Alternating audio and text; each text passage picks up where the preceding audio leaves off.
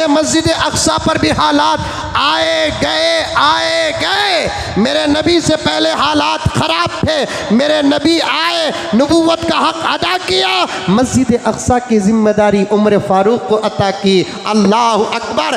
पहला फातिह मस्जिद अक्सा हज़रत उमर फारूक थे। जब अल्लाहुम्मा सल्ली अला सय्यिदिना व मौलाना मुहम्मदिन। जब बात मस्जिद अक्सा की आई, वो उमर जो अपनी ज़िंदगी में मदीना छोड़ना ना चाहता था, हमेशा ये दुआ करता था, अल्लाह मुझे शहादत भी अता कर और मस्जिद नबवी की या मदीने मुनव्वरा की मौत भी अता कर। शहादत के लिए जिहाद में जाना पड़ता है, मदीने में मरना है तो अंदर रहना पड़ता है। दो दुआ के दरमियान में तजाद है, समझने वाले समझ न सके उमर कैसी भोली दुआ कर रहे हैं। शहादत का जज्बा भी है, मदीने में मरने की ख्वाहिश भी है। अरे दो मुख्तलिफ चीज़ें अल्लाह ताला चाहे तो दोनों को जोड़कर एक तबक में रख कर दे सकता है।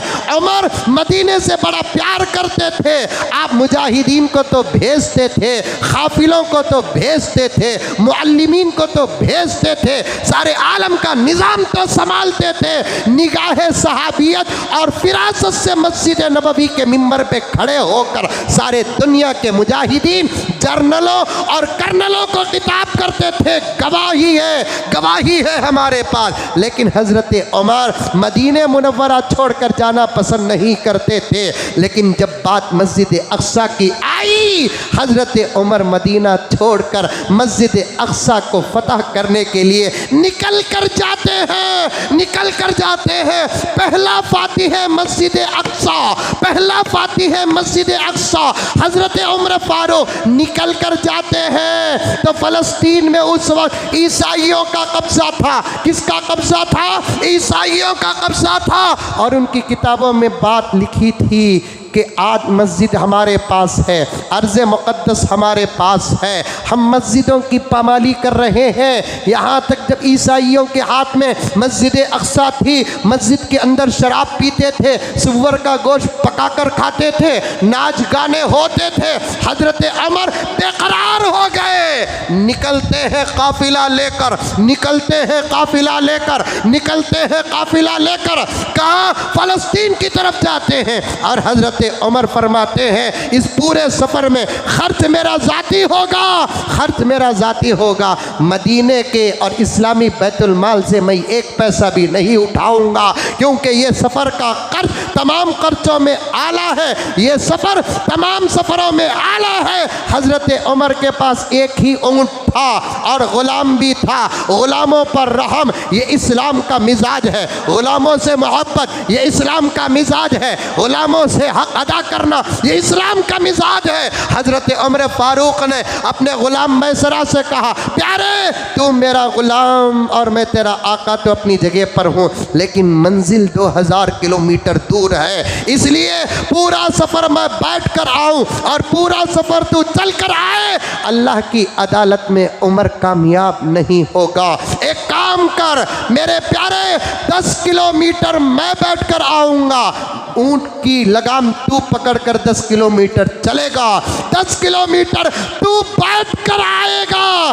10 किलोमीटर आलम का अमीर उमर, जिसके बारे में नबी ने सनद अता फरमाई है, वो अमीर तेरे बैठने के बाद ऊँट का लगाम पकड़ कर आए। है दुनिया में आज कोई सीएम, है दुनिया में आज कोई पीएम जो खुद उतरने से पहले डोर खोल कर उतरे? अरे गरूरी और तकब्बुरी का क्या कहना कि आज कोई राजनीति करने वाला कार में बैठकर कहीं सफ़र करता है, कार रुकने के बाद जब तक कोई गॉड आकर डोर नहीं खोलता उतरता नहीं। ऐसे मगरूरों से क्या काम होगा? काम तो उमर से हुआ। उमर कहते हैं 10 किलोमीटर मैं बैठ के आऊँगा, 10 किलोमीटर तू लगाम पकड़ेगा, 10 किलोमीटर तू बैठ कर आएगा, 10 किलोमीटर मैं लगाम पकड़ूंगा।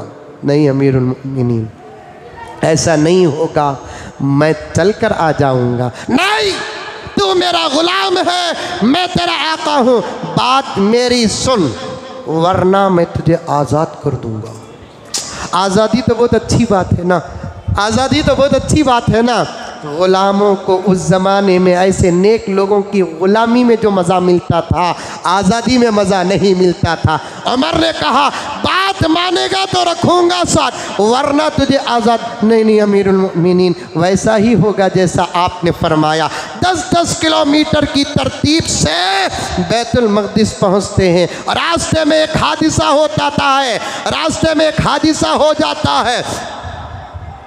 मस्जिद अक्सा जिनके कब्ज़े में थी, उनका बड़ा आलिम कहता है एक काम करो, हमको तो चाबियां देना ज़रूरी है, फिर भी आखिरी कोशिश करेंगे, क्योंकि मस्जिद अक्सा को गुनहगार फ़तह नहीं कर सकते, मुत्तकी लोग ही फ़तह कर सकते हैं।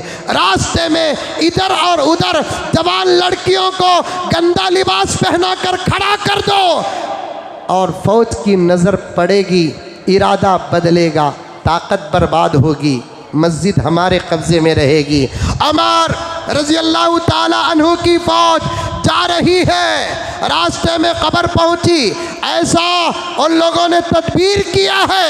हज़रत उमर ने कोई तकरीर नहीं की, हज़रत उमर ने कोई बयान नहीं किया, हज़रत उमर ने कोई मुराक़बा नहीं कराया, हज़रत उमर ने कोई चिल्ला नहीं कराया, हज़रत उमर ने कोई तज़किया नहीं कराया, हज़रत उमर ने कोई ज़िक्र नहीं कराया, बल्कि हज़रत उमर कुरान की एक आयत पढ़कर आगे गुज़र जाते हैं। पढ़ता उमर है, असर दिलों में होता है। कुरान की आयत क्या, कुल लिल मुमिनीना यग़ुज़्ज़ू मिन अब्सारिहिम व यहफ़ज़ू फ़ुरूजहुम ज़ालिका अज़्का लहुम।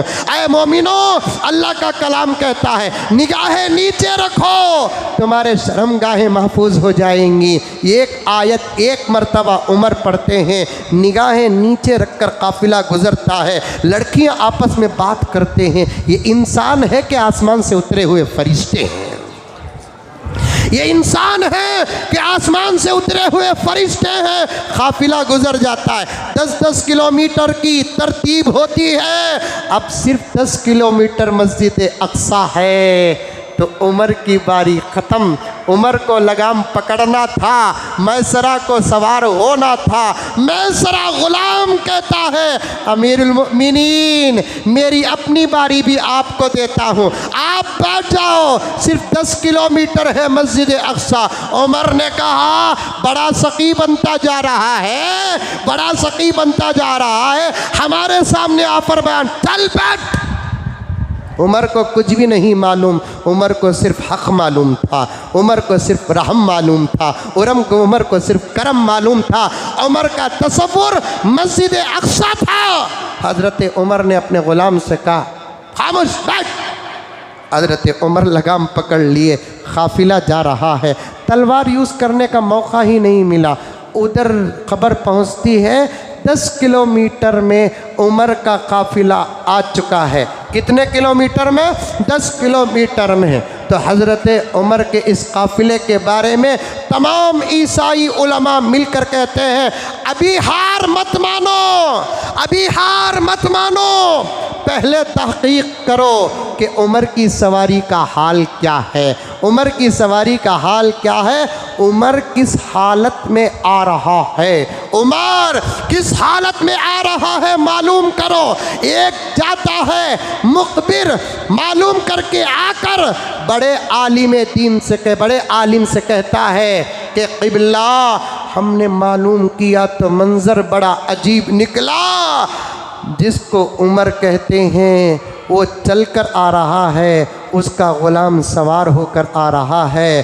तो फिर ईसाई उलमा कहते हैं डाल दो हथियार, डाल दो हथियार, अर्ज़ मुक़द्दस है, खून खराबा नहीं होगा।